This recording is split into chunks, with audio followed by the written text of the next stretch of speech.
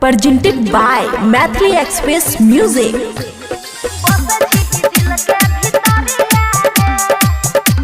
खुशी recording studio बलुआहा।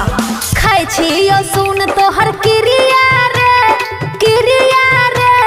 बस छी दिल के भीतरिया रे मार डाले दिलवे पतिरिया रे मार डाले दिलवे पतिरिया रे बस छी दिल के भीतरिया रे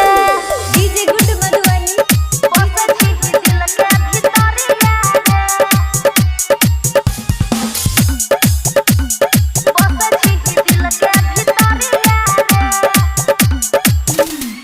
वादा पवादा जे सबटा निभाइबो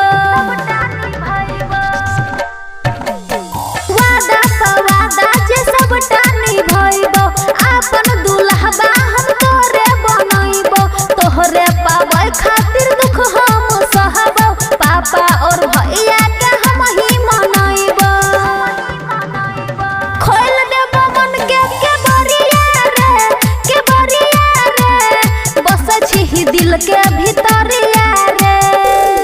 डीजे गुड मधुबनी बस छी दिल के भीतरिया रे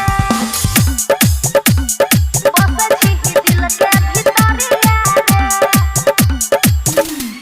तू हमर राजा छी हम तोहर रानी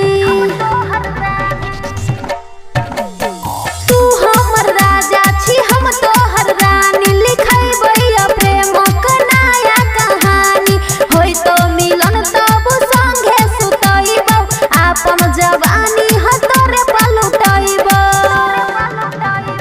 लीडर लगे घूमै संगे गरिया रे